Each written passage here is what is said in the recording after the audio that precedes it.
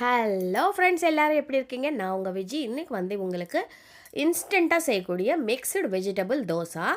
இது வந்து நீங்கள் மாவு அரைக்கணும், ஊற போடணும், நம்ம முன்னாடியே இது வந்து ஃபெர்மெண்ட் ஆகணும். இந்த தொந்தரவு எதுவும் இல்லாமல் ஈஸியாக காலையில் அப்போது நீங்கள் இன்ஸ்டண்ட்டாக செய்யக்கூடிய ஒரு சட்னி, அதே மாதிரி ஒரு வெஜிடபிள் தோசை. ரொம்ப ரொம்ப ஈஸி அண்ட் ரொம்ப ரொம்ப ஹெல்தி.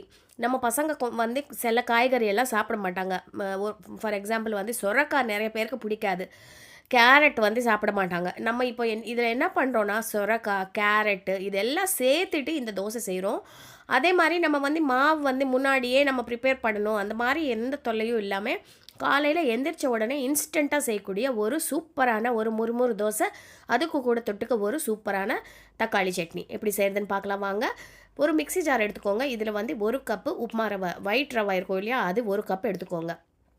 நீங்கள் எந்த கப்பில் எடுக்கிறீங்களோ அதே கப்புக்கு அளவு வச்சுக்கோங்க. நீங்கள் பெரிய கப்பாக இருந்தால் கூட அதே அளவுக்கு வச்சுக்கோங்க. இப்போ 1 கப்பு கடலை மாவு. கடலை மாவு வந்து நீங்கள் அரிசி மாவு கூட கூட ரீப்ளேஸ் பண்ணிக்கலாம். ஆனால் கடலை மாவு போட்டால் செம்மையாக இருக்கும். இதில் ஒரு 2 பல் பூண்டு, 2 காஞ்ச மிளகாய். காரத்துக்கு நம்ம காஞ்ச மிளகாய் போடுறோம். அதே மாதிரி கலர் நல்லாயிருக்கும். இப்போ 1 கப்பு தயிர். எல்லாமே ஒரு கப்பு. 1 கப்பு ரவை, 1 கப்பு கடலை மாவு, 1 கப்பு தயிர். எல்லாமே நல்லா இது பண்ணிவிட்டு மிக்சியில் நல்லா மையாக அரைச்சிக்கோங்க. இது வந்து பாருங்கள், இப்போ நம்ம இந்த மாதிரி அரைச்சிட்டோம். இப்போ இதில் நம்ம எக்ஸ்ட்ராவாக வெஜிடபிள்ஸ் எல்லாம் சேர்த்துட்டு சூப்பரான தோசை செஞ்சிடலாம். இப்போ வந்து ஒரு கேரட் நான் துருவி வச்சுருக்கேன். அந்த கேரட் இதில் போட்டுட்டேன்.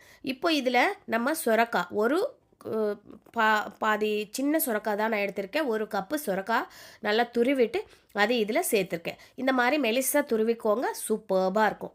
இப்போது நல்லா மெலிசாக கட் பண்ண கருவேப்பிலை, கொத்தமல்லி, கருவேப்பிலை 2மே சேர்த்துக்கலாம். ஆனால் கருவேப்பிலை வந்து நிறைய பசங்க சாப்பிடவே மாட்டாங்க. நீங்கள் இந்த மாதிரி தோசையில் நல்லா மெலிசாக கட் பண்ணி போட்டிங்கன்னா, இல்லைன்னா நீங்கள் அரைக்கும் போதே கருவேப்பிலை, கொத்தமல்லி கூட சேர்த்து அரைச்சிக்கோங்க.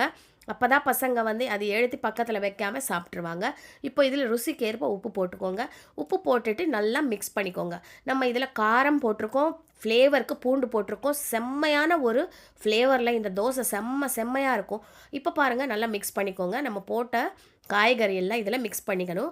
இப்போ இதில் நீங்கள் வேணும்னா கோஸ் மெலிசாக கட் பண்ணி போட்டுக்கலாம், கேப்சிகம் போட்டுக்கலாம், குடமிளகாய் இருக்கும் இல்லையா, அது போட்டுக்கலாம், தக்காளி மெலிசாக கட் பண்ணி போட்டுக்கலாம். இந்த காய்கறி எல்லாமே நீங்கள் சேர்த்துக்கலாம். இப்போது இது மிக்ஸ் பண்ணிவிட்டு ஒரு 10 நிமிஷம் அப்படி ஊறட்டும். இதுக்குள்ளே நம்ம இதுக்கு தேவையான சட்னியும் அரைச்சிடலாம். இதில் நீங்கள் விருப்பப்பட்டால் ஒரு சிட்டிக்கு ஆப்பசோட சேர்த்துக்கோங்க. சேர்க்கலைன்னா கூட இந்த தோசை சூப்பராக வரும். நீங்கள் அது கொஞ்சம் புசு புசுன்னு வரணுன்னா ஒரு சிட்டிகை ஆப்பசோட சேர்த்துட்டு மிக்ஸ் பண்ணிவிட்டு ஒரு 10 நிமிஷம் அப்படி இருக்கட்டும். 10 நிமிஷத்தில் நம்ம சட்னி அரைச்சிட்டு நம்ம தோசை ஊற்றிட்டு சாப்பிட்டுடலாம். இப்போ பாருங்கள், இது வந்து மூடி போட்டு பக்கத்தில் வச்சுக்கோங்க. இப்போ ஒரு மிக்ஸி ஜார் எடுத்துக்கோங்க. இதில் ஒரு 2 தக்காளி பழம், பெரிய தக்காளி பழமாக இருக்குது, இது 2 எடுத்திருக்கேன். ஒரு பெரிய வெங்காயம் சின்ன சின்ன பீஸாக கட் பண்ணி, ஒரு 2 பல் பூண்டு போட்டிருக்கேன். அப்புறமா ஒரு 4லேருந்து 5 காஞ்ச மிளகா. காரத்துக்கு ஏற்ற மாதிரி தான் நம்ம காஞ்ச மிளகா போட்டுக்கணும். இது காரமே இல்லை, அதனால் நான் 5 போட்டிருக்கேன். இது நீங்கள் மிக்சியில் குறையாக அரைச்சிக்கோங்க. பாருங்கள், நல்லா அரைப்பட்டுச்சா. இப்போ வந்து நம்ம கடாய் சூடு பண்ணிவிட்டு இதில் ஒரு 2 ஸ்பூன் எண்ணெய் விட்டுக்கோங்க. இது எண்ணெய் நல்லா சூடானதுக்கப்புறம் இதில் கடுகு போட்டுக்கோங்க, ஜீரகம் போட்டுக்கோங்க, அப்புறமா கருவேப்பிலை, ஒரு உளுத்தம் பருப்பு, கடலை பருப்பு போட்டுட்டு நல்லா தாளிச்சிக்கோங்க. இதில் தேவைப்பட்டால் நீங்கள் கொஞ்சோண்டு கொத்தமல்லி கூட மெலிசாக கட் பண்ணி இப்போது சேர்த்துக்கலாம். நல்லா ஃப்ளேவர்ஃபுல்லாக இருக்கும். இப்போ பாருங்கள், நம்ம கடுகு நல்லா வெடிஞ்சிருச்சு. இப்போ நம்ம இதில் பெருங்காயத்தூள் போட்டால் இந்த சட்னிக்கு வந்து செம்மையான ஒரு ஃப்ளேவர் இருக்கும். அதனால் பெருங்காயத்தூள் ஒரு சிட்டிகை சேர்த்துக்கோங்க. இது நல்லா ஃப்ரை ஆனதுக்கப்புறம் நம்ம ஏற்கனவே அரைச்சி வச்சுருக்கோம் இல்லையா, தக்காளி, வெங்காயம் எல்லாம் வச்சு பூண்டு எல்லாம் போட்டு அரைச்சி வச்சுருக்கோம் இல்லையா, அது இதில் சேர்த்துடலாம். கருவேப்பிலை ஒரு 3-4 இலை கருவேப்பிலை நான் போட்டிருக்கேன். இப்போ நம்ம அரைச்சி வச்சுருக்கிற தக்காளி விழுது இதில் சேர்த்துடலாம்.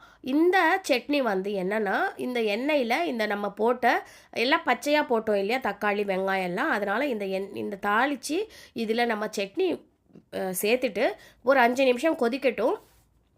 அவ்வளோதான், நம்மளுக்கு சட்னி ரெடி ஆயிடுச்சு. ரொம்ப நல்லா இருக்குங்க இந்த சட்னி. பசங்களுக்கு ரொம்ப பிடிக்கும். ஏன்னா இது வந்து கொஞ்சம் மிதமான காரத்தில் இருக்கும். ருசிக்கேற்ப உப்பு போட்டுக்கோங்க. உப்பு போட்டுட்டு நல்லா மிக்ஸ் பண்ணிக்கோங்க. ஒரு 5 நிமிஷம் கொதிக்கட்டும். அவ்வளோதான், நம்ம சட்னி ரெடி ஆயிடுச்சு. இந்த சட்னி வந்து பார்க்கறதுக்கும் கலர்ஃபுல்லாக இருக்கும். ரொம்ப காரம் இருக்காது, ரொம்ப இதாக இருக்காது. அதனால பசங்க வந்து விரும்பி சாப்பிடுவாங்க. அதுவும் நம்ம செய்ய போகிற இந்த தோசைக்கு இந்த சட்னி வந்து செம்மையான ஒரு காம்பினேஷன். காரசாரமாக கொஞ்சம் இந்த சட்னி புளிப்பா காரமாக இருக்கிற இந்த சட்னி, அப்புறமா நம்ம வெஜிடபிள் தோசை, செம்ம காம்பினேஷன். இது நாங்கள் எப்போவுமே ரெகுலராக வீட்டில் செய்யும்போது பசங்க ரொம்ப விரும்பி சாப்பிடுவாங்க எங்கள் வீட்டில். இப்போ பாருங்கள், நல்லா கொதிச்சிடுச்சு. அவ்வளோதான், கலரும் மாறி நல்லா ஒரு ஆரஞ்சு கலர், பிரைட் ஆரஞ்சு கலருக்கு வந்துடுச்சு பாருங்கள். இப்போ ஸ்டவ் ஆஃப் பண்ணிவிட்டு சட்னி வந்து எடுத்து வச்சுக்கோங்க. இது இப்போது சட்னி ரெடி ஆயிடுச்சு இல்லையா? நம்ம தோசை வந்து எப்படி சுடலான்னு பார்க்கலாம் வாங்க. கொஞ்சோண்டு எண்ணெய் கடாயில், கொஞ்சோண்டு எண்ணெய் லேசாக அப்படி போட்டுட்டு, இந்த தோசை வந்து ரொம்ப மெலிசாக நீங்கள் பண்ண வேண்டாம். கொஞ்சம் கனமாக தான் இருக்கும். ஏன்னா நிறைய வெஜிடபிள்ஸ் போட்டோம். நல்லா நம்ம மெலிசாக இது பண்ணோன்னா அது வந்து கொஞ்சம் இது எடுத்து திருப்பி போடுறதுக்கு சிரமமாக இருக்கும். அதனால் நம்ம கொஞ்சம் திக்காக போட்டுக்கலாம். இப்போ சுற்றி கொஞ்சம் எண்ணெய் விட்டுக்கோங்க. இது வந்து நல்லா கோல்டன் ப்ரௌன் கலர் ஆகணும். நல்லா திருப்பி விட்டுக்கோங்க. 2வது பக்கமும் ஒரு 2 நிமிஷம் நல்லா வேகட்டும். இந்த கலர் பார்த்தீங்களா, நல்லா ஒரு சாப்பிடணும்னு தோன்ற மாதிரி ஒரு தோசை. இப்போது நம்ம தோசையும் ரெடி ஆயிடுச்சு, சட்னியும் ரெடி ஆயிடுச்சு. 2ம் சேர்ந்து சாப்பிட வேண்டியதா. கண்டிப்பாக ட்ரை பண்ணி